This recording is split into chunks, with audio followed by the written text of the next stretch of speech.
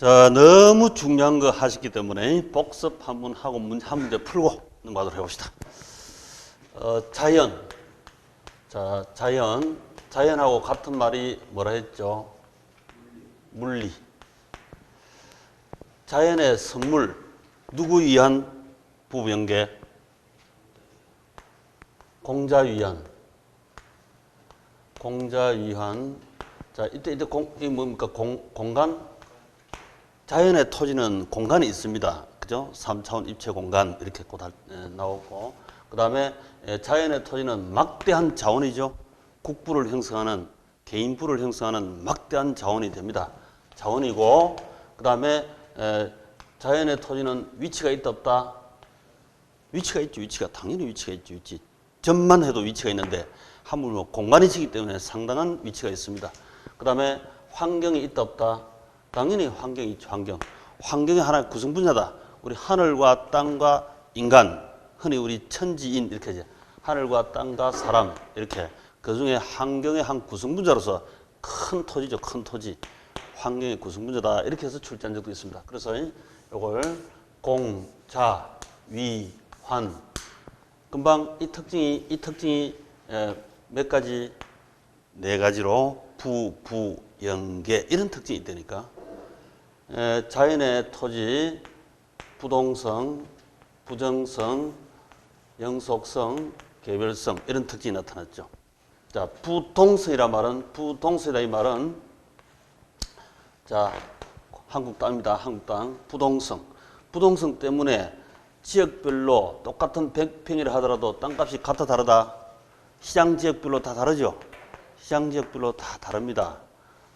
동사는 라면 한 박스 어느 지역 가도 거의 같죠? 같아. 동사는 같아. 건물은 그 시장 지역의 아파트 평당 땅값 다른 바람에 그 평당 단가 좀 다를 뿐이지 건물 자체 건축비는 같을 수 있습니다. 건물은 동산의 성격이 가운데 있기 때문에 그래서 시장 지역별로 부동산 때문에 지역 분석이 돼요. 지역 분석, 시장 지역, 마켓 지역 분석이 근본적 이유가 바로 이어서 부동성 때문에 나타나는 거죠. 지역 분석. 그 다음에 부정성 때문에 사람의 힘으로 증가시킬 수가 없잖아요.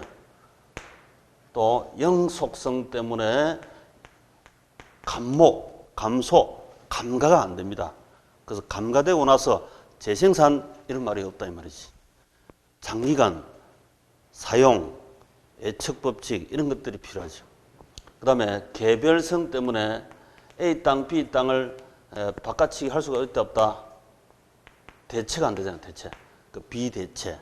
그래서 전면부의 땅, 후면부의 땅, 측면부의 땅, 저 이면골목에 있는 땅 각이 다 다르죠. 같은 시장 지역이라 하더라도. 그래서 개별적으로 분석이 됩니다. 개별적으로 분석. 개별 분석이다. 이렇게. 그래서 이게 이제 선 시장 지역 분석. 먼저 앞으로 계속 이론이나 실무나 계속 이렇게 나갑니다. 선 시장 지역 분석, 후 개별 분석. 이렇게 들어가죠. 이제. 학교는 처음부터 끝까지 이렇게 계속 가게 되어 있습니다. 선 시장 지역 분석, 후 개별 분석. 자, 선 시장 지역 분석은 우리 경제행위, 수요행위, 공급행위, X파일 이걸로 해결할 테고 그 다음에 개별 분석은 T를 통해서 이 원룸을 샀다, 아파트를 샀다, 오피스텔을 샀다, 개별적으로 투자 가치 분석 이렇게 경영하게 해서 나중에 투자론에서 하게 되어 있습니다. 그래서 이게 X파일, 여기 T테크 이렇게 해서 마무리 간다. 자, 그럼 문제 Q. 자, 48페이지 Q. 토지의 자연적 특성 중 영속성에 관한 설명으로 옳은 것을 모두 고른 것은 자, 영속성을 물었습니다. 자, 기억. 토지의 집약적 이용과 토지 부족 문제 근거가 된다. 건물을 고층화하는 이유는 그렇지. 땅의 부정성. 증가할 수 없다. 생산할 수 없기 때문에 건물은 고층할 수 있죠. 이렇게. 그래서 집약적으로 건물을 이용하더라. 땅은 희소성이 커지니까 건물을 고층한다. 그래서 이거는 부정성이고 그 다음 니은 소모, 감모, 감가를 전제로 하는 재생산 이론 이론과 감가상각 이론이 적용되지 않는다. 없어지고 재생산, 없어지고 재생산. 없어지지 않죠. 연계. 이 네 개 중에서 뭐 때문에 없어지지 않습니까? 그렇죠. 이게 이 답이죠. 맞는 거지. 영속성 때문에, 영원히 가기 때문에 없어지고 재생산, 이게 아니더라, 이죠. 이건 맞고, 니은은 맞고, 그 다음에 띠긋. 부동산 활동을 임장, 현장 활동, 현장에 가야 합니다. 감정평가 시 지역 분석이 필요합니다. 각 시장 지역별로 현장에 가서 분석해야 되잖아요. 이거는 연계 중에서 뭐다? 그렇죠, 그렇죠. 부동산 때문에 임장, 부동산은 부동자세를 있고 사람이 투자자가 그걸로 현장에 임장 가야 됩니다. 맞습니다. 요거는 부동성이다. 그 다음에 리얼. 일물일가 법칙이 배제된다. 자, 일물일가란 말은 동일물에 대하여 동일 가격이 형성되지 않는다는 뜻이라. 똑같은 땅 100평인데 전면부 땅, 후면부 땅, 저 이면도로 안에 있는 땅 가격이 다르죠? 개별적으로 나타나, 개별적으로. 그리고 개별 분석이 돼요. 개별 분석. 개별 가격이라, 개별 가격. 개별성 때문에 일물가 법칙이 배제됩니다. 개별 가격, 개별성, 개별 가격이 나타난다. 토지시장에서 상품 간 완전 대체가 제약된다. 전면부 땅 100평하고 후면부 땅을 서로 바꿔치기 안 되죠. 바꿔치기 안 되지. 비대체성, 개별성, 독특합니다. 개별성. 그 다음 위험. 부동산 활동을 장기 배려, 장기 사용, 애척 이런 것은 뭐다? 그렇죠. 영속성. 토지 가치 보존력을 우수하게 한다. 영원히 가니까 영속성. 가치 보존력이 우수하다. 이게 맞네. 그래서 니은, 미음 답이죠. 니은, 미음. 자, 처음에는 이게 약간 어렵습니다. 저 말 같기도 하고 이 말 같기도 하고.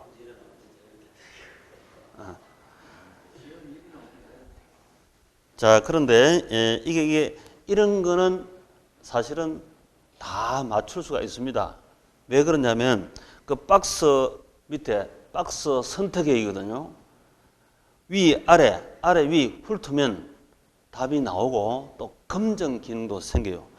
만약에 1번은 기억은 아니다 하는 걸 확실히 알면 1번, 4번, 3번은 답은 아니죠. X 커플이고 니은이 확실히 맞다면 2번, 5번 중 답인데 2번, 5번은 니은 다 있잖아요. 차별 없으니까 그냥 통과. 디귿이 아니다 하는 거 확실히 알면 답은 몇 번? 2번이 답이지, 2번.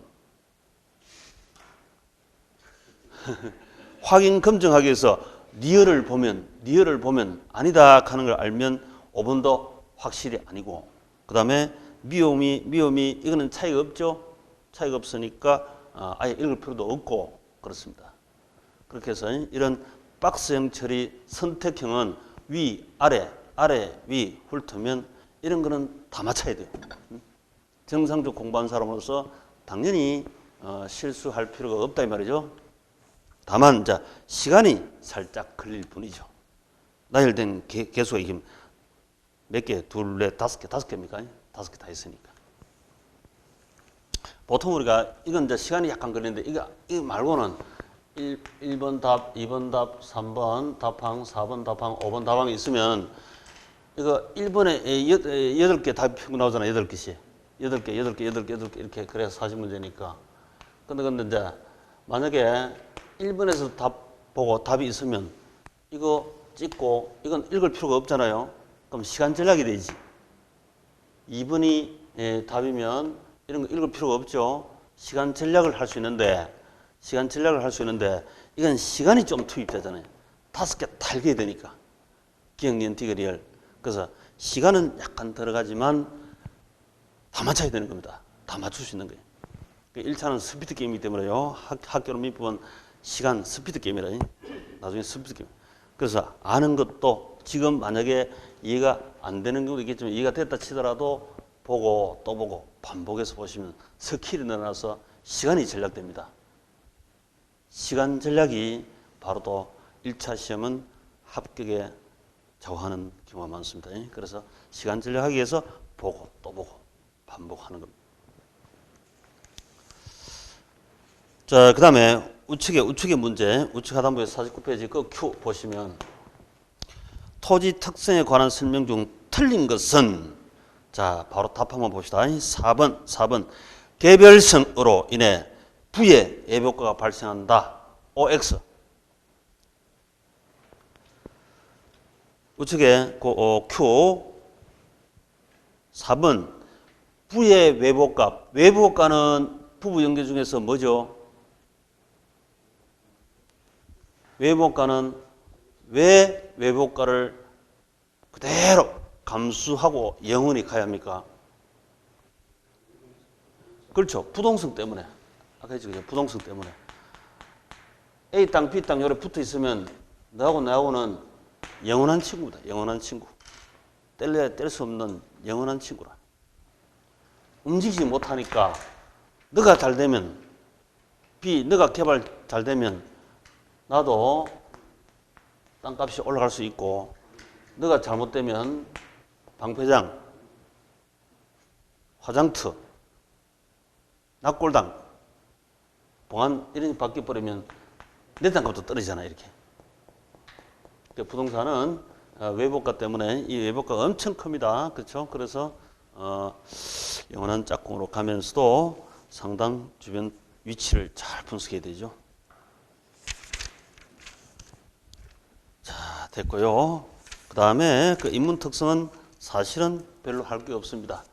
저 뒤에 가면서도 계속 하게 돼 있으니까 그냥 패스하시면 되고, 쭉 넘기셔가지고 58페이지.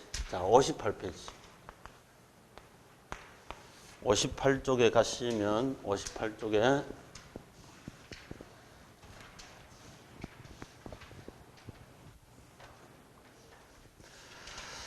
이미 우리 슬쩍 한번 봤습니다만 다시 한번 보시면 58페이지에 부동산의 공간 범위에서 우측에 보면 3차원 입체 공간이라는 말이 있죠. 자, 점은 위치가 있다 없다? 저 위에 점이 찍혔네. 이 위치는 있죠. 위치. 점을 연결하면 뭐다? 점을 연결하면 뭐다? 선은 하나의 차원 일방향이 나옵니다. 그 다음에 이 선을 연결하면 또 다른 방향이 하나 나오지. 이렇게 2차원. 면적은 2차원이죠. 2차원. 면적은 2차원. 그 다음에 이 면적을 합치면 이 높이가 생기죠. 높이가 또 다른 차원이 생기잖아요. 이게 3차원입니다. 3차원. 그래서 우리 이 컵이 지금 현재 주어진 것은 몇 차원이다? 컵은 공간이 있다 없다?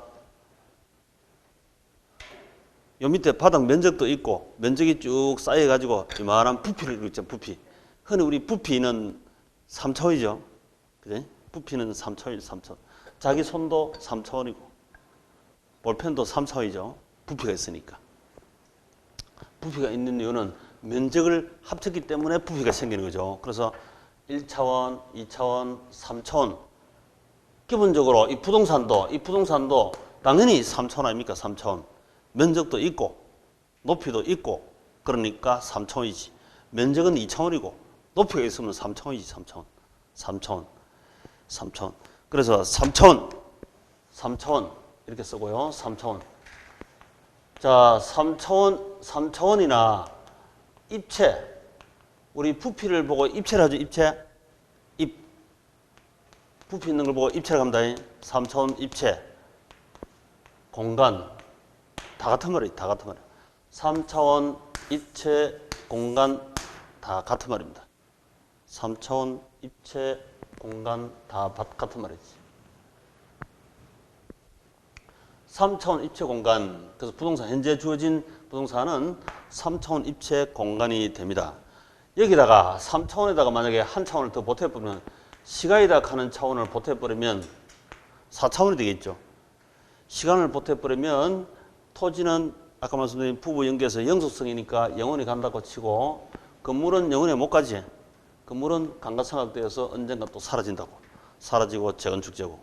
그래서 시간 변수 도입하면 이런 감가상각이 되느냐 안 되느냐 이런 게 또 나타납니다. 시간, 4차원. 근데 이 부동산을 투자한 투자 입장에서는 이 투자는 생각이 많죠. 투자는 생각이 많지. 그러면 몇 차원이 된다? 다 차원이 되죠. 상상은 차원이 많습니다. 다 차원입니다. 다 차원.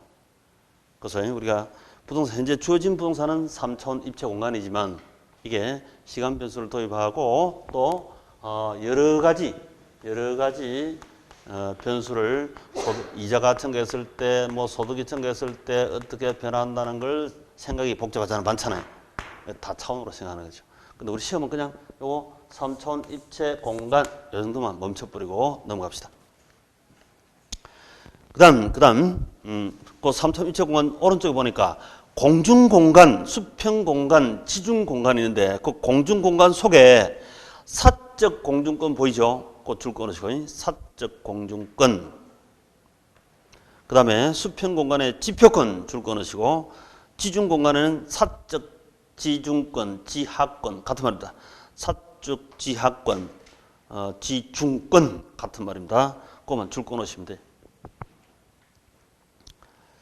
이게 저희들 어디서 했냐면 그 바로 그 아래 가시면 가로 2번 해서 양가로 2번 부동산 소유권, 그 소유권 내마시고 소유권의 공간적 범위. 소유권은 어디서 배웠다? 민법에서 소유권하고 물권 이렇게 배웠을 겁니다. 바로 거기 가는 거죠. 그래서 이게 만약에 아름이 엄마가 이 토지를 샀으면 정당한 이익 있는 범위 내에서 상, 정당한 이익 있는 범위 내에서 하 이렇게 부르잖아요. 전에 우리 했지만 이걸 지표권이라고. 지표권은 건축할 수 있는 권리, 경작할 수 있는 권리, 물 흘러가면 용수권, 물 사용할 수 있는 권리 이런 게 있죠. 근데 사적 공중권, 비행기, 전파, 철새 다니는 것은 공적 공중권이니까 내가 타치할 수가 없다. 냅둬야 되고 여기에 만약에 고가도로 생기면 보상 받아야 합니다. 이렇게 했죠. 그리고 대심도 GTX 통과하면 역시 공적 지중권이니까 내가 관여할 바가 아니고 얕은 심도로 여기 통과하게 되면 피해 보니까 보상을 받아야 합니다. 이거 그러면 이 깊이, 높이 이걸 뭘로 하느냐? 이거는 정당한 이익 있는 범위 내에서 미친다. 이렇게 우리 민법에서 나와 있죠. 이건 추상적이고 사회관념상이고 때론 다툼이 생기면 법원의 판단에 의존한다. 이렇게 얘기 나오죠. 이 네 거다 내 거다 싸우면 민법은 주로 개인법인 개인 간의 권리 다툼이잖아요. 응? 그건 어디서 최종 판결한 거다? 대법원에서. 걔하고 싸우면 뭐가 약이다? 몽둥이가 약이지. 개인하고 싸워도 뭐가 약이다?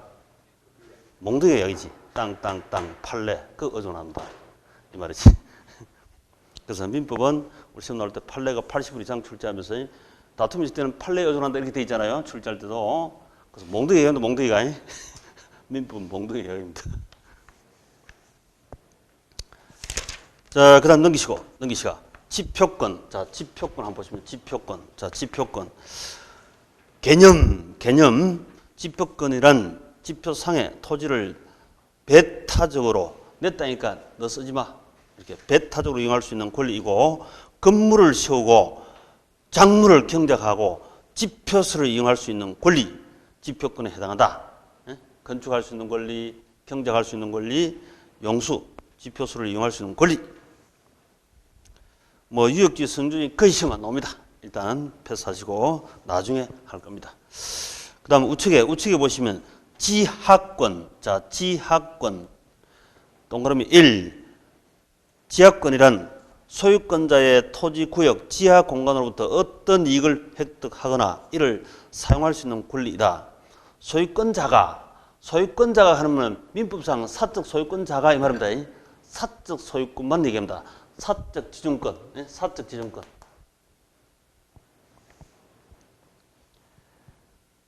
그 아래 동그라미 3번 갑시다. 자, 동그라미 3번 내려가시면 우리나라에서는 광업권의 객체가 되는 지하에 있는 미채굴 광물 별표하시고,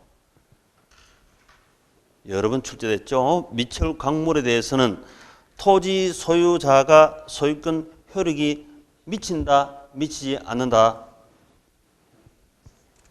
미치지 않는다. 미친다 하면 안 돼요. 이거는 미치면 안 돼.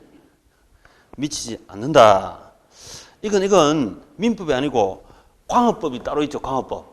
광업법에서 산자부 장관한테 가지고요, 허가권을 받아야 된다. 그 채굴해서 그 자기께 될 수 있는 거지. 내 땅 밑에 있는 미채굴 광물이라고 내 거다 이렇게 안 된다 이 말이지.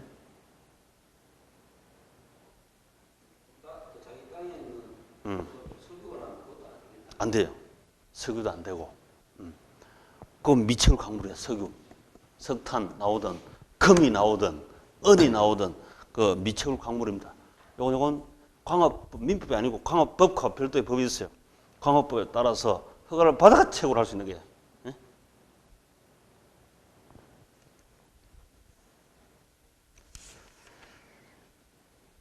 자, 그 다음 넘기시고, 자, 살짝 패스 넘기시고, 저 아래 가니까 양가로 3번, 저 아래 양가로 3번, 동그라미 1, 사적 공중권 있죠. 사적 공중권.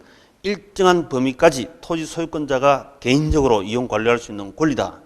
토지 소유자의 사적 공중권의 이용은 인접 토지 소유자의 권리를 방해해서는 안 된다. 예컨대 1조권, 요즘 1조권, 조망권, 환경권 이게 중시되죠. 1조권, 조망권, 환경권 이런 게 중시되고, 그 때문에 대부분까지 소송 가는 경우도 허다합니다. 그렇죠? 자, 요 사적 공중권 법원의 판단에 의존하기도 한다. 이 많이 나옵니다. 현실적으로 많이 나오죠. 자, 그다음 그 아래 이제 개발권 양도제. 자, 개발권 양도제.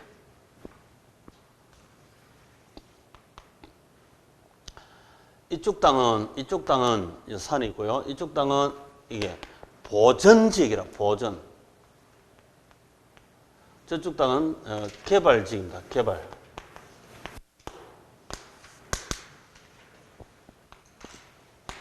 자, 이쪽 갑의 토지가 있는데요. 갑 보전지역, 이 보전지역으로 묶여버렸어요.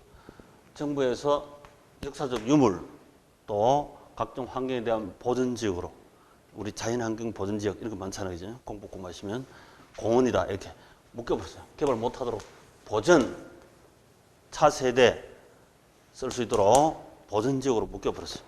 그럼 저쪽 지역은 얼려가 있는 이 땅은 개발지역이라 개발지역. 그 땅값 어디가 비쌀까요? 이거 뭐 훨씬 비싸겠지. 훨씬 비싸겠죠. 하여튼 학교론에서 부동산은 기본적으로 돈으로 환산하는 사고를 계속 가야 돼. 돈으로 자꾸 평가해야 됩니다. 그래야 실제 쉽고 이해되고 실력이 늘고 실무 가수도 그래야 되니까. 이 땅값이 훨씬 비싸지. 훨씬 비싸지. 그러면 이 땅이 보전지역으로 묶여버리면 성질 납니까 안 납니까? 이 땅 소유권자는 성질 나죠. 자기가 이렇게 개발할 수 있는데 개발권 이게 날아가 버렸죠. 이걸 보고 개발권이 날아갈 수 있는 여지, 이걸 보고 우발 손실을 당할 수 있다고. 소유권은 그대로 가지고 있지만 이 개발할 수 있는 권리, 이게 날아가 버렸잖아.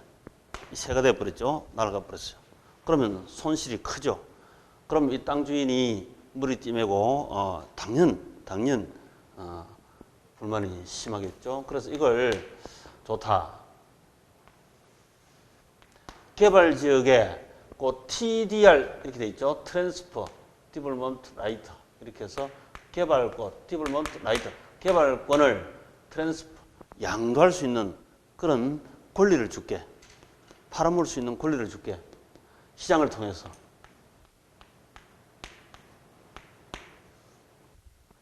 을이 만약에 이 추가 개발하면 저 개발권을 1억이다 하는 돈을 주고 사와가지고, 돈 주고 시장을 통해서 개발권을 사와가지고요, 추가 개발한대요.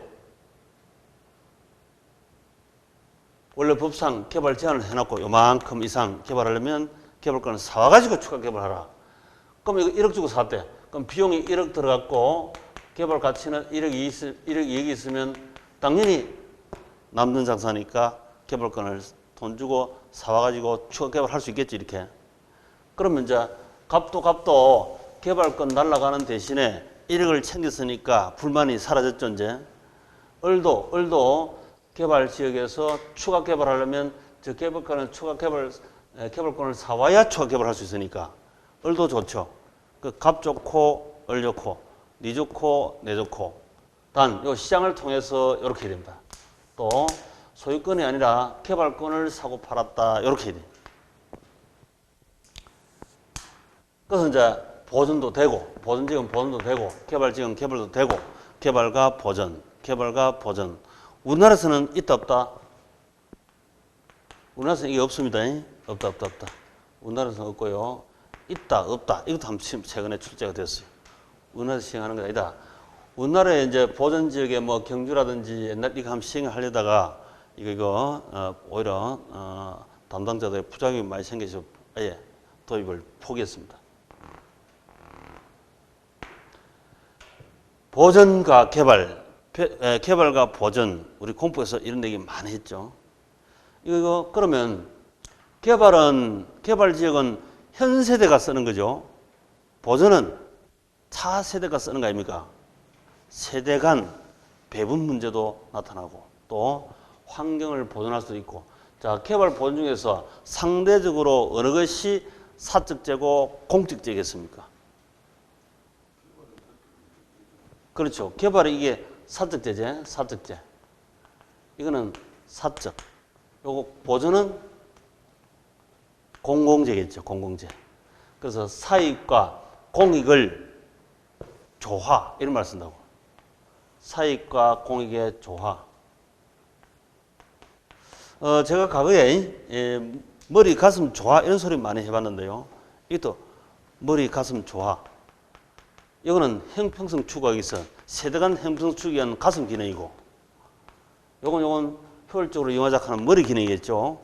효율성과 공평성의 조화 이런 소리 많이 써봤죠. 그런 세대간 관점이다 이렇게 보시면 돼요. 자, 한번 읽어봅시다. 그 밑에 의. 하여튼 우리 학개론에 의 나오면 1차 시험에서는 무조건 개념 파악, 개념 컨셉을 이해한다 이렇게 생각하면 돼요. 개념이 뭐냐? 개념을 이해하면 된다 이런 얘기죠. 자, 동그라미 1.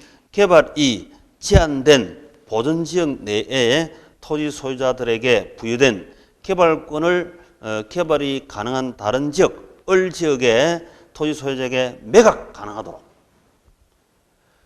하여 개발 가능 지역이 을이 있는 지역 더 개발될 수 있게 하는 제도. 그 다음 2번. 이 제도는 개발권과 소유권을 분리했죠. 분리. 소유권을 파는 게 아닙니다. 개발권만 파는 거죠. 개발권 상실로 인한 갑은 개발권 상실로 인한 우발 손실을 시장기구를 통하여 정부에서 감틀려요. 시장기구를 통해서 다른 곳에 개발권과 결부된 우발이익을 보상함으로써 이제 1억 받았으니까 됐습니다. 공사익 조화를 도모하고 있다. 공익과 사익의 조화 도모할 수 있다. 개발권 양도 별표도 치고 별표. 심심찮게 이게 지문에 한문짜리 그대로 출제하긴 하지만 지문에 잘 들어갑니다.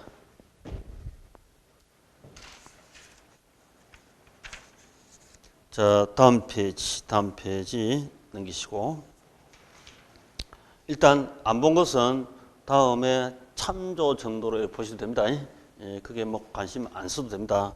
자, 넘기시가 65페이지. 자, 65페이지 가시면 절대적 위치, 상대적 위치란 말이 있습니다. 자, 절대적 위치, 상대적 위치. 꼭 상대적 위치에 별표하시고. 상대적 위치 별표.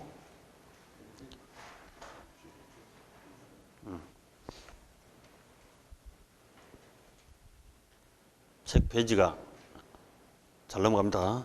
그 65쪽에 가운데 약간 위 보니까 상대적 위치, 경제적 위치라 말해놨죠. 별표. 아까 우리 절대적 위치란 것은 부부연계겠죠. 부부연계. 여기 위치는 공자위한 위치 아닙니까? 공자위한 절대적 위치, 자연적 위치, 물리적 위치죠. 근데 그건 선천적인데 물론 둘 다가 중요하지만 상대적 위치가 더 중요합니다.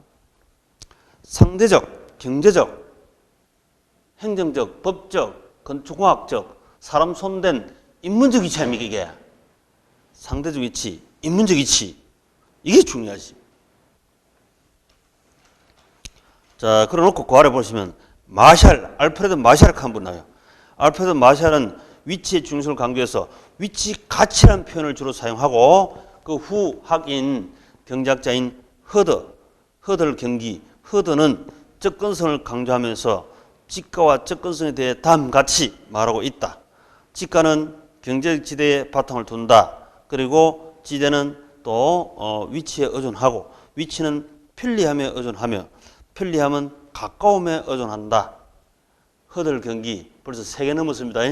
결국 지가는 가까움, 접근성에 의존한다. 접근성이라는 개념이 이런 거랍니다. 자, 마샬 있죠. 알프레드 마샬. 그분이 제가 전에 말씀드린 가히 양날이론. 마샬은 분 그 자체가 우리 시험 출제를 하니까 보셔야 되죠. 학교로는 학문적 성격이기 때문에 대표 학자가 출제됩니다. 마샬하고 출제됩니다. 이 가히 양날이론, 우리 수요 공급인데 산발머리가 여기 정돈되는 게 아니라 여기서 정돈이 된다 이 말이죠. 자원 배분, 가히 양날이론. 요 위치에 이 가치로 위치 가치. 이 땅의 가치는 이 위치 가치. 이렇게 부르니까 그 후 경제학자인 허들 경기 이촌이 허들한 분이 접근성을 강조하면서 가까움, 이걸 접근성에 대해서 접근성. 그 다음에 고려 보시면 접근성의 개념 꼭 별표하시고 접근성의 개념. 접근성이란 어떤 목적물에 도달하는데 시간적, 경제적, 거리적 부담이 적은 것을 의미한다. 시간 금방 갈 수 있고 경제 별 부담 없이 돈 부담 없이 갈 수 있고 거리적 부담은 이거는 물리적 거리입니다. 물리적 거리. 이렇게 얘기하는데 쉽게 얘기해서 법, 경기, 복합 개념이라고 보시면 돼요. 법, 경기, 복합 개념. 법률적, 경제적, 우리 기술적 이걸 보고 우리 복합 개념이라 했죠. 복합 개념. 복합 개념의 접근성입니다.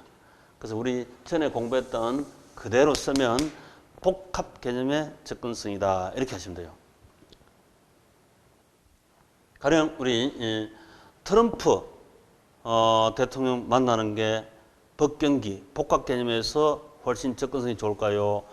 김정은이 만나는 것이 복합 개념의 접근성이 좋겠습니까? 네? 물론 상황에 따라서 달라질 수 있습니다. 어제 아래 그 이전 같으면 아예 냉랭한 사이였잖아요. 응? 법적으로는 누구 만나기 좋다? 트럼프 만나기 좋겠죠. 경제적으로 누구 만나기 좋다? 예? 김정일이 사라진 지가 언젠데. 김정은이 만나는 게 경제적으로 좋다고요. 트럼프도 출장비는 많이 들어갑니다만은 한번 갔다 오면 오히려 경제적으로 부담은 김정은은 한 보따리 안 주면 안 만나주잖아. 핵 개발해야 되니까 또 기타서 경제적으로도 트럼프 만나는 게 좋을 것 같은데 그때 달라지겠지만 일반적으로 그 다음에 이 기술적으로 물리적으로는 어디가 가깝다? 그렇죠. 김정희가 이거 뭐 평양 가는 금방 갈 수 있죠. 이거는 물리적 개념이니까 잘을 대면 평양이 더 가깝지. 그렇죠. 그래서 이건 김정희가 가까울지 몰라도 이 두 가지가 좀 멀죠. 이걸 다 따져가지고 모든 것을 따져가 접근성을 따지기 때문에 트럼프가 접근성이 좋다라고 할 수 있겠죠. 쉽게 만나잖아, 쉽게. 트럼프는 쉽게 만나잖아. 그럼 백악관 가는 게 쉽게 갈 수 있는데 평양에 김정은이 그건 쉽지 않다. 접근성이 어렵더라 이 말이죠. 그래서 이게 복합 개념의 접근성이다 이런 뜻이야. 부동산은 복합 개념의 접근성이 좋을수록 일반적으로 가치가 올라갑니다. 그런데 납골당은 접근성이 좋으면 가치가 높다 낮다? 낮죠? 우리 뭐 5과목 6권을 공부하신다고 머리가 지금 빙빙 돌고 계신데 또 납골당에 갔다가 안 그래도 귀신 신앙 까는 소리로 들리는데 귀신이 자주 들락날락 하면 괴롭겠죠. 또 멀수록 좋지 멀수록. 그래서 우리가 혐오 시설은 접근성이 안 좋을수록 좋은 위치고 당연히 혐오 시설 아닐 경우 대다수는 접근성이 좋을수록 가격이 높다. 그래서 부동산 용도에 따라 다릅니다. 용도에 따라서. 자, 넘기시가지고 한 장 넘기시가 동그라미 4번 자, 하단부에 보시면 부동산의 용도와 접근성 그 별표하시고 하단부에 부동산 용도와 접근성 용도에 따라서 중요하죠. 대표로 보시면 그래 주거지는 쾌적성이 좋은 곳으로 그 가격이 높다. 근데 주거지도 돈 벌 때는 젊은 층 돈 벌 때는 쾌적성 찾으면 안 되죠. 통건성을 찾아야지. 통건 사업장에 직장에 통건성 그래 역세권 이런 게 또 중요할 수 있고 연세 드시고 벌 만큼 벌어놓으시 가지고 이제 노후 쾌적한 생활 추구할 때 그때는 또 쾌적성이 중요할 수도 있겠습니다. 뭐 병원도 옆에 있어야 되고 뭐 하지만 대체로 그냥 주거지는 한마디로 그냥 이 말고 조건이 많습니다만 단순하게 쾌적성 이렇게 얘기합니다. 그 다음에 상업지는 돈 벌어야 되죠. 매상고 대신에 보통 우리가 매출액 이렇게 앞으로는 주로 매출액 매상고는 일본말이지 일본말 매출액과 수익성 높은 곳으로 그 다음에 공업지는 생산비가 낮게 수송비가 절약되는 곳이다. 이걸 보통 합쳐서 그냥 또 생산성 높은 곳으로 이렇게 부르기도 한다. 생산성 높은 곳으로 기타 뭐 레저 시설 각종 시설에 따라서 부동산 용도에 따른 접근성이 중요시 됩니다. 이 말이지. 자 오른쪽에 Q. 다음 위치와 접근성에 관한 설명이다. 옳지 아니한 것은 바로 3번 답 3번. 접근성이 좋을수록 부동산 가격은 반드시 높아진다. OX. X죠. 직관적으로 감이 오죠. 납골당 화장터는 가까이 있으면 접근성이 좋으면 된다 안 된다? 안 되죠. 산자는 산자, 죽은 자는 죽은 자 제 위치에 있어야 되지. 귀신 씨말 까문 소리가 자꾸 들리면 곤란해집니다. 그래서 3번이 틀렸다. 그리고 일반적으로 우리 학계로는 반드시 언제나 늘 절대적으로 단지 만 이런 소리 쓰면 그 문장은 거의 틀린 문장입니다. 우리 학계로는 그 문장이 거의 틀린 문장으로 나와요. 사회과학은 절대적이라는 말을 못 쓴다 했잖아요. 아까 자연에서는 절대적으로 말을 써야지만 결국 법, 경제, 건축공학 그 사회과학이니까 인위적인 변하는 거니까 절대적이라는 말을 못 쓰잖아요. 상대적이지. 그래서 반드시 이런 말은 자연과학에서 쓰는 거지 원래 원칙대로 사회과학은 못 씁니다. 민법에서도 예를 들어서 나는 당신을 평생 당신만 사랑한다. 유효입니까? 무효입니까?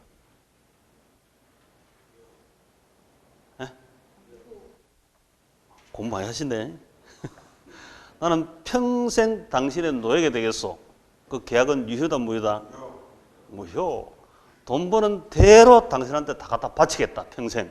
유효다 무효다? 무효겠죠. 그치? 그런 말을 못 쓴다니까 못 써. 원칙적으로. 자, 됐습니다. 이제 강론 들어갑니다. 강론. 총론을 이제 계략적으로 받고, 총론에 시험 많이 나온다, 적게 나온다? 가장 적게 나옵니다. 우리 8장, 8개 장. 쓸데없는 총론에 너무 시간 많이 할애하지 마시기 바랍니다. 거긴 총론은 어른푸다 이해 안 되는 게 또 많습니다. 그 신경 쓰지 마세요. 신경 쓰지 마세요.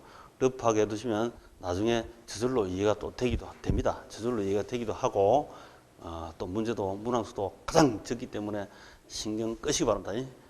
그냥 아까 가변규모로 자연은 뭐 공자위안 부부연계 정도 있더라 하는 이런 흔적만 남겨두시면 돼요. 강론이 중요합니다. 자, 강론이. 자, 강론 넘겨보시면 이제 74페이지.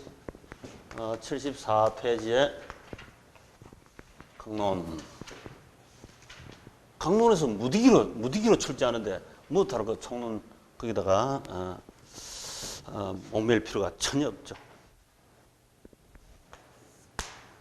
강론 중에서 이제 가장 중요한 이제 경제론 강론, 경제론. 자, 이 경제하면 경제행위 그게 이제 시험 나오는데요. 자, 경제행위는 수요는 사는 거죠, 사는 거. 사는 게 수요고, 이 수요, 사는 사람이 수요자겠죠. 그 양이 수요량이겠죠. 그래서 우리는 수요자들을 보고, 수요자가 한 사람일 수 있지만 주로 많잖아요. 기본적으로 책은 다수의 수요자를 전제합니다. 다수, 많은, 이 시장판에 사는 사람이 천총각 있는 게 아니고, 할아버지 할머니도 있고, 아저씨 할머니도 있고, 많다 이런 얘기입니다.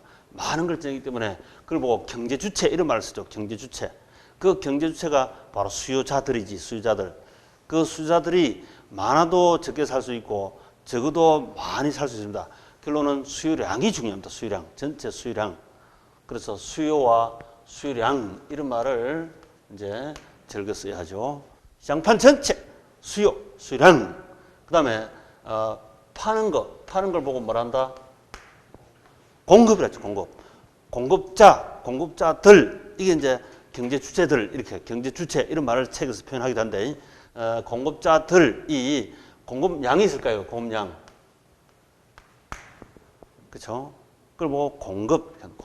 그래서 이 시장판에서 이제 수요량과 공급량, 이 마켓. 단순하게 이제 아파트를 주로 얘기를 하겠습니다. 왜냐하면 우리 부동산의 대표는 주택이고 주택의 대표는 아파트니까. 우리 한국은 아파트 공화국이죠. 독특하게 아파트가 나라 전체에서 많습니다. 자, 그러면 이거 아파트 수요량이 120채고 공급량이 100채 같으면 아파트 가격이 상승한다, 하락한다? 가격 상승. 살 사람이 줄 섰으니까 아파트 살 사람이 120채고 파는 양이 100채 같으면, 그러니까 그 양을 딱딱 떨어지면 구체적으로 보이잖아요. 그죠? 그냥 수요 공급, 이건 나중에 다시 또 분석합니다만은, 아파트 수요량이 120채고 공급량이 100채 같으면 20채, 수요초과, 이렇게 부르죠.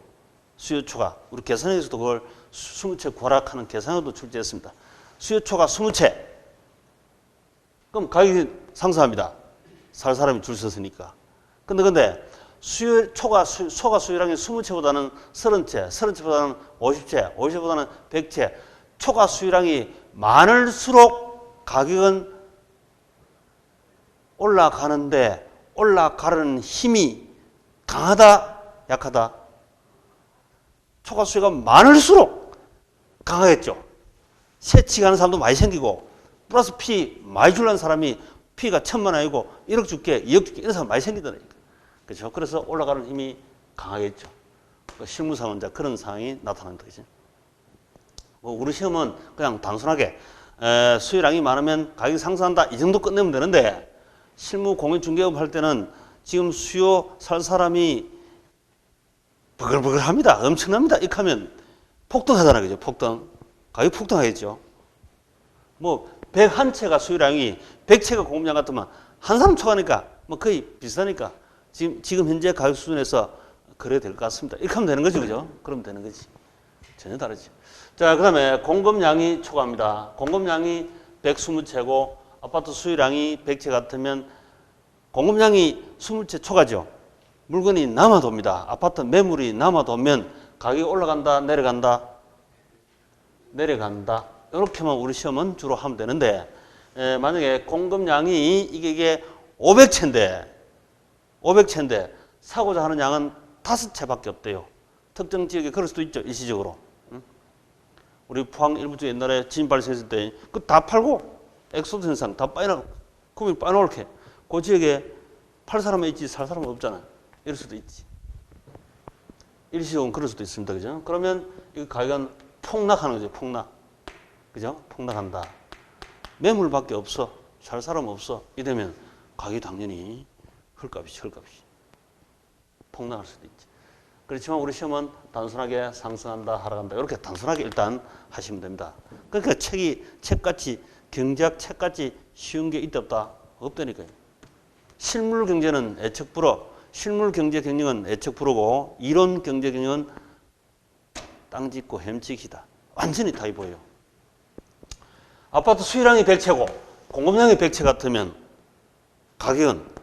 그때 가격은 100채면 균형량이죠. 이걸 균형량이라고 불러주고, 균형량, 균형거래량. 그때 가격을 뭐란다? 그렇죠. 균형가격. 이렇게 불러주면 되지. 균형가격. 그 다음 요걸 이제 좀 더 표시를 해보면, 이거는 Q. 수요량, 디맨드. 수요량이고, 요거는 Q. 서플라이, 공급량이다. 요 가격은 P. 요렇게 이제, 시장은 마켓. 수요량과 공급량과 P. 가격과의 관계 이렇게 이제 설명하죠. 그게 이제 경제 이론이니까 뭐 결론은 이미 이건 금방 했던 거는 이미 다 하신다고요. 모르는 사람 없다니까 누구라도. 모르겠습니다만은 지난주에 김일성 대학에서 남하신 분은 조금 이해 안 될 수도 있습니다. 그 하나원에서 좀 더 교육을 받고 그래 하시게 되고 하나원에 갔다가 오시게 되면 지난 우리 그러면 실제 계세요. 북한 내려오신 분이 공주에서 공부하러 온다고 하신 이유가 나는 북한 땅 건물을 씁니다. 그런데 수업을 좀 들으시다가 무슨 말인지 도대체 하나도 이해가 안 된다 이거야. 근데 내가 다시 좀 공부를 하고 남한 사회를 좀 익히고 나서 그래야 적응될 것 같습니다. 이렇게 얘기하신 분 계세요. 이런 우리 시장이라고 하는 이 시장 마켓 가서 이렇게 거래해 본 적이 별로 적잖아요. 그러니까 이해가 잘 안 될 수밖에. 남한 사람은 이게 그 당연한 소리를 가지고 뻔한 소리를 가지고 뭘 자꾸 뭐를 이렇게 얘기할 수 있는데 북한 사람 하신 분은 힘들잖아요. 그래서 그분은 조금 더 하고 그렇게 다시 공부를 해야 되겠습니다. 그 말도 맞는 말이에요. 지금 북한 오신 분 지금 안 계시죠? 그러니까 다 이해 자동으로 하실 줄 압니다. 자, 그래 놓고 이제 바로 결론부터 보고 들어오도록 합시다. 결론이 어디 있느냐? 95페이지. 자, 요 95페이지. 95페이지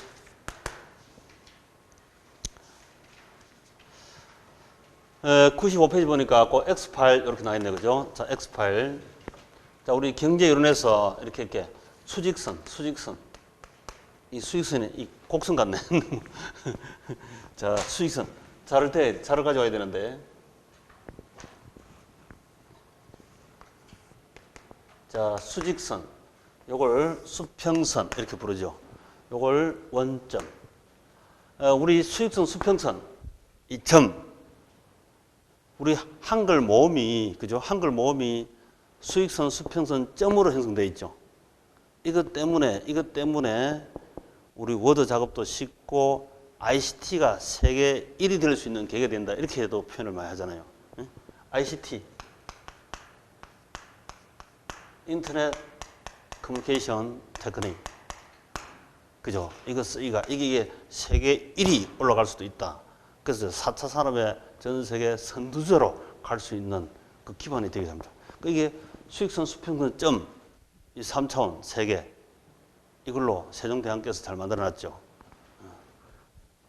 그건 그렇고, 여기서도 마찬가지라. 여기도 수익선, 수평선 점, 이거 있으면 기본적으로 해결됩니다. 경제이론도. 자, 수직선을 뭐로 놓는다? 잘 아시면 가격이죠, 가격. 가격, 영어로는 뭐란다? 프라이스. 영어로 프라이스 P 이렇게 시험 나오니까. 그 다음에 수평선은 수량이죠, 수량. 아까 말씀드린 수요량과 공급량, 수량. 그걸 quantity, Q. quality, 질이 아니고 quantity, 양, 수량. 보통 우리 이 부동산은 면적 이렇게 출제하거나 또는 한 채, 두 채, 1호, 2호 이렇게 얘기하거나 그건 나중에 하셔도 되고 하여튼 수량, 수평선은 수량, 수익선은 가격. 여기 원점. 여기서 이제 점을 꺼봐야 돼, 점을 연결하면 선이 되고 선을 연결하면 면적이 되고 뭐 이렇게 끝까지 이렇게 가시면 되는데 원점에서 이거 수직선을 가격을 놓고 수평선을 수량 놓는데 일반적으로 이걸 원인 변수, 저걸 수량을 결과 변수 이렇게 분석 많이 합니다. 근데 반드시 그런 건 아닙니다. 자, 이거 수직선에 가격을 놓은 이유는 우리 수학하고는 다르다 했죠, 수학은 어떻게 됩니까? 수학은 수직선이 y고 수평선이 x 아닙니까? 이 원점이고 y 이꼬로 2x 더하기 1이다 라고 한다면 요걸 자연과학에서는 요걸 독립변수, 요걸 종속변수다 이렇게 불러요. 근데 우리 사회과학은 원인 변수, 결과 변수, 영향을 주는 변수, 영향을 받는 변수 이렇게 주로 시험 출제해도 그렇게 나옵니다. 요 x를 1을 집어넣어 버리면 2 곱하기 1, 2는 2, 1 더하면 3, 이게 3이지. 여기다 2를 집어넣으면, x다 2를 집어넣으면 2는 4, 5제. 결과 변수, 이 결과 종속 변수로. 요 3을 집어넣으면 독립 변수, 자기가 독자적으로 투입되는 독립 변수. 3을 집어넣으면 2, 3은 6, 결과적으로 종속 변수가 7이, 종속적으로 7이 나올 수밖에 없잖아요. 그래서 이걸 독립 변수, 종속 변수, 독립 변수, 종속 변수, 독립 변수를 수평선에 독립 변수는 온대 수학. 자, 이거 중학교 1학년 때 했습니까? 요즘 언제 하는지 모르겠다. 국민학교 때 할지 모르겠는데 중1 때 다 했을 거예요. 그러니까 이게 독립 변수, 수평선이 이게 종속 변수가 수학인데 산수인데 우리 사회과학은 반대로 이걸 수직선을 대체로 원인 변수, 수평선을 대체로 결과 변수로 녹합니다. 반드시 그런 건 아니지만 왜 반드시 그런 게 아니냐면 이게 만약에 아까 말씀드렸듯이 수요량이 많으면 이 가격이 상승합니다. 공급량이 많으면 가격이 하락합니다. 이렇게 했죠. 오히려 수요 공급량이 독립 변수고 결과가 가격일 수도 있고 가격이 높으면 적게 사고 많이 팔고 싶고 가격이 낮으면 많이 사고 적게 판다. 이거는 또 위로 영향을 주잖아요. 그렇죠? 얘가 원인 변수고 수요 공급량이 결과 변수일 수도 있습니다. 그래서 닭이 먼저입니까? 알이 먼저입니까? 이럴 때도 있다니까. 우리 집에 닭 키우면 닭이 먼저죠. 걔가 나중에 알을 낳으니까. 우리 집에 유정란이 많이 있대요. 품고 있습니다. 그럼 알이 먼저고 나중에 병아리 나오겠지. 후일 수도 있고. 그렇게 된다니까. 그게 이제 사회과학이니까. 사회과학은 이리적으로 판박이로 무조건 이거다. 이게 아니다. 이 말입니다. 자, 그러면 이제 여기 대체로 이제 이걸 가격 놓고 위로 가면 가격이 높고 밑으로 내려가면 가격이 낮기 때문에 직관적으로 보기도 편하죠. 위로 올라가면 가격이 높고 아래 내려가면 가격이 낮다. 이렇게 표시되기 때문에 일반적으로 경제학에서 이렇게 놓고 풉니다. 요게 대체로 원인 변수고 요게 대체로 결과 변수입니다만 반드시 그런 건 아니다 했죠. 네? 반드시 그런 건 아닙니다. 자, 그렇다면 이제 이걸 사과 시장 간단하게 사과 애플 사과 한 개당 2,000원입니다. 2,000원. 2,000원일 때 200개 오늘 전체 우리 지금 이 시장에서 200개를 사 먹는다라고 가정하면 이 점이죠, 점. P와 Q 만나는 점. 이 점. 아까 저 점을 잘 봐야 되는데 점. P와 Q 만나는 점. 이거 데카르트 보는 수학자 데카르트 보는 이거 뭐라 했습니까? 이거 보고 좌표점이라고 말씀드렸죠. 좌표점. 데카르트 분 아시죠? 생각한다. 고로 나는 합격한다. 생각, 1차 이해 스토리, 2차 암기 스토리, 생각, 연속. 책 들고 다니면 우리 이 추석 때도 3일간 쉴 때 책을 전혀 따로 놀면 완전 아무 몰입합니다. 데리고 다녀야 돼요. 희한하게 책 옆에 끼고만 있어도 공부가 더 잘 돼요. 암기 몰입 안 합니다. 이게 왜냐하면 생각 스토리가 있다는 뜻이니까. 그리고 당연히 지식이라는 건 무형의 재화 서비스로 지식을 얻는 거지 또 물리적으로 큰 다르지만 생각한다는 뜻이 그래요.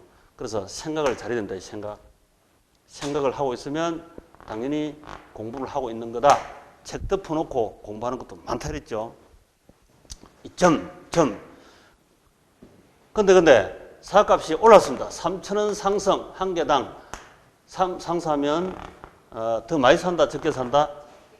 적게 삽니다. 100개만 삽니다. 요 점 잘 찍게 된다. 점. 사값이 1,000원 떨어졌어요. 사값 1,000원 떨어지면 더 많이 산다, 적게 산다? 싸니까 더 사고 싶지. 500개 산다. 자, 이 점들의 의미하는 바를 해석하면 돼요. 자, 그럼 이 점을 한번 봅시다. 이 점은 사과를 오늘 사과시장에서 얼마 샀겠습니까? 얼마는치? 사는 사람은 돈을 주고 샀겠죠. 돈 주는 지출한 돈이 얼마다 총?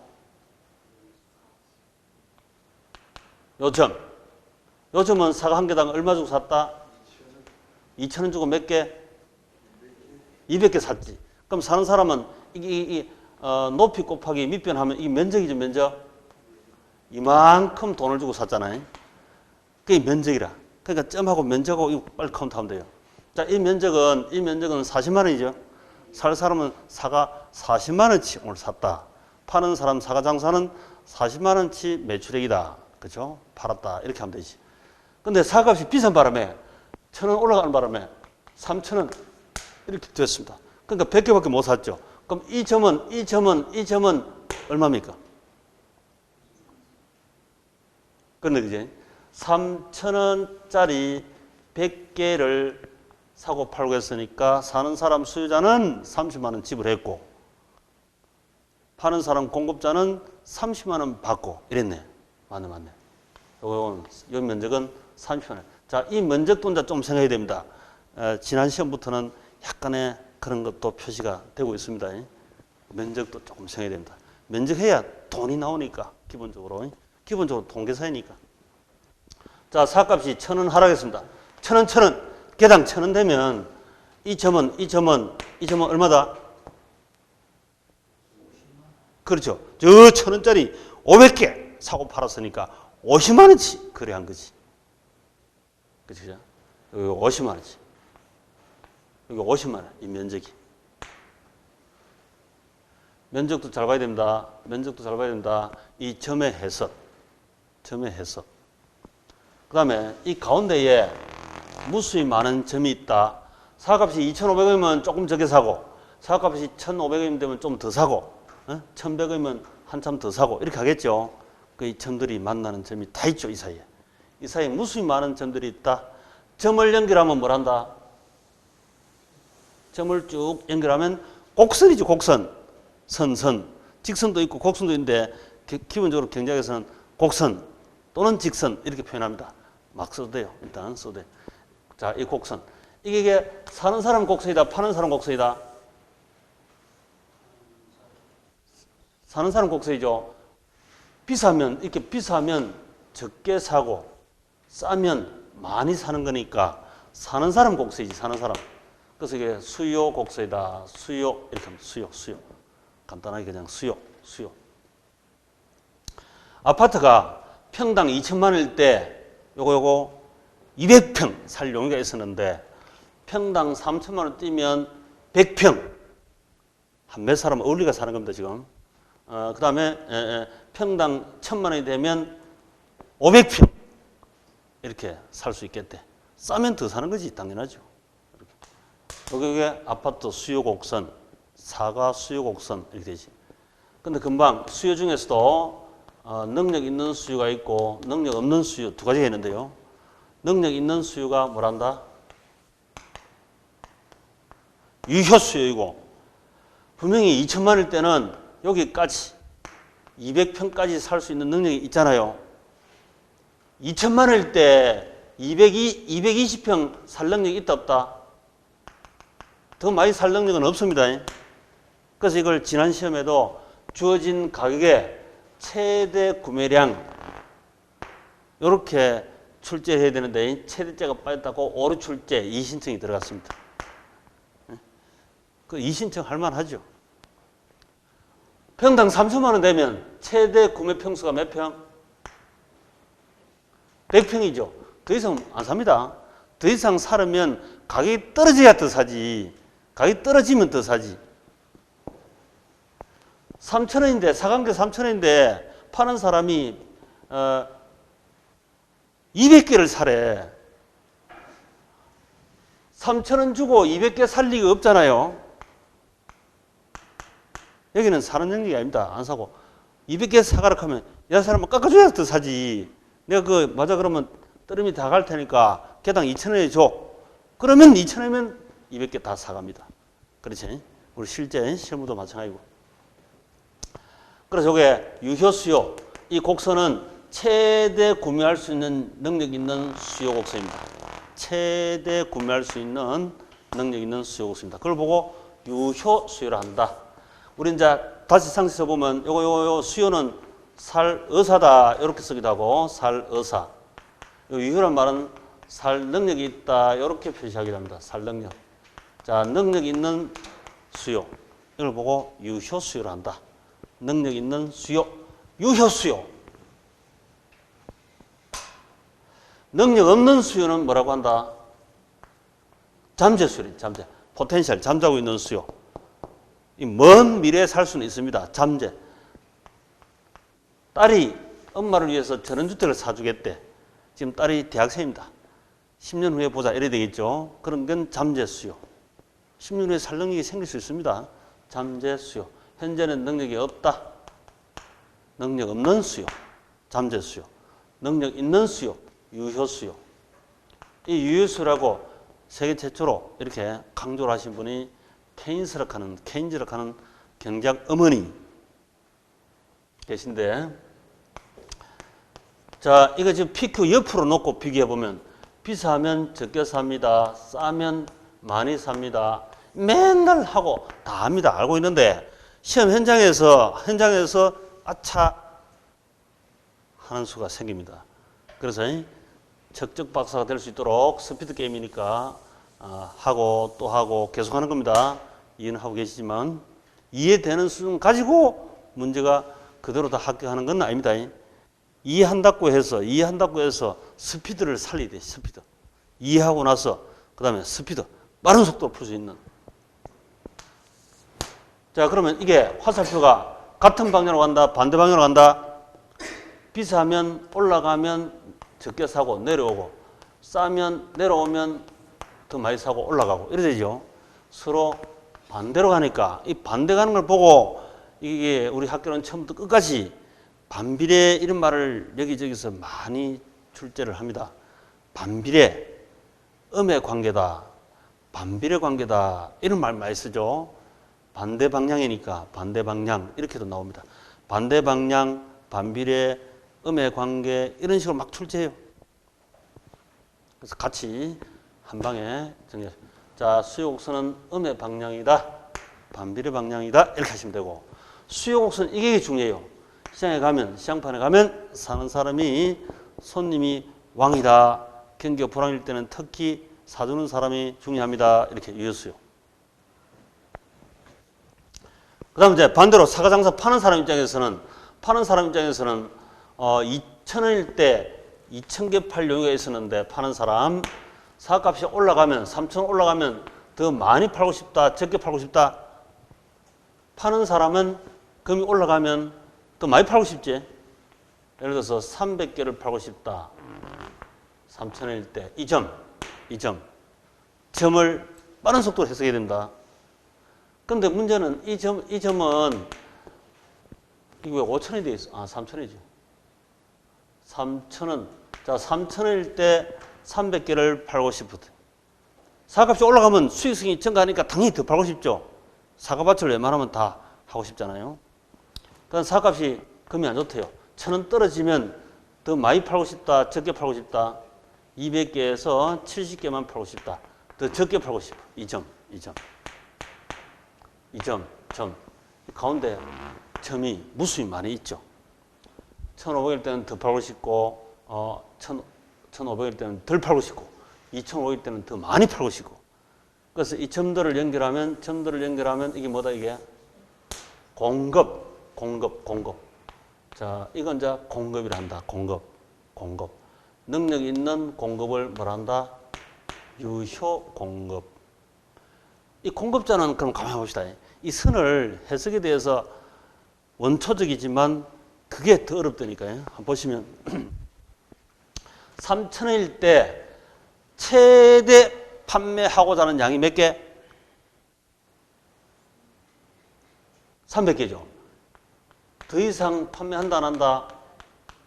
안 합니다. 파는 사람이 더 팔려면 가격이 더 올라야 됩니다. 그치. 가격이 3,300원 되면 더 올라가네, 더 많이 파네. 되지. 오케이. 그거를 해석하면 돼. 그 직관적으로 해석이 되잖아요.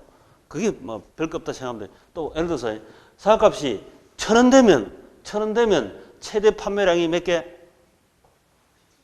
이거 70개, 이거 보이지? 70개. 그지? 최대 판매량은 70개. 더 안 팔어. 만약에 더 팔려면 사과값이 올라가야 되죠. 사과값이 올라가야 100개 팔고, 1,500 돼야 더 팔고, 2,000 되면 200개 팔고, 이렇게 되는 거지. 오케이. 그럼 됩니다. 그래서 수요 공급은 최대 사는 양과 최대 파는 양이다. 그 그림을 연결하는 선, 수요 공급선이다. 이렇게 해도 됩니다. 자, 약간 어려운데, 그게 시험에 설적 비추기 때문에 작년에 이신청의 대상이 되기 때문에 다시 확인 한번 했고. 자, 그러면 이제 PQ 옆에다 놓고, 옆에다 앉혀놓고 한번 비교해보면, 가격이 비싸지면 사값이 올라가면 더 팔고 싶고, 사값이 내려가면 덜 팔고 싶다. 이렇게 화살표가 같은 방향이다, 반대 방향이다. 사값이 올라가면 비싸면 더 팔고, 사값이 내려가면 내려오고 덜 팔고 싶다. 같은 방향, 반대 방향.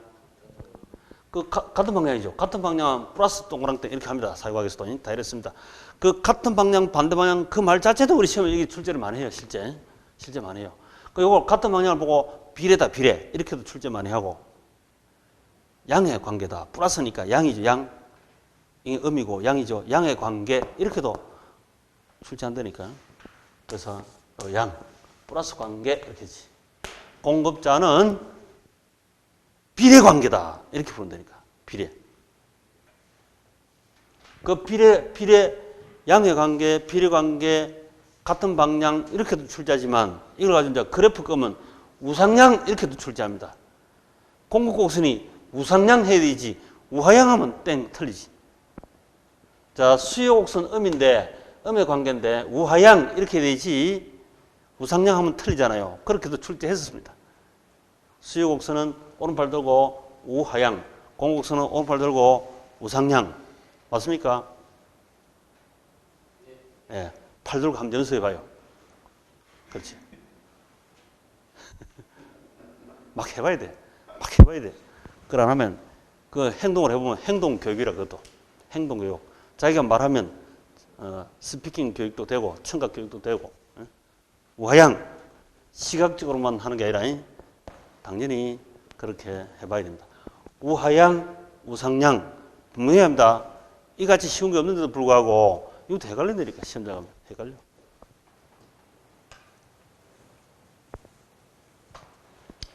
자, 그 다음. 2,000원, 이때 2,000원에서 일시시장 충격으로 사과값이 3,000원 올라갔습니다.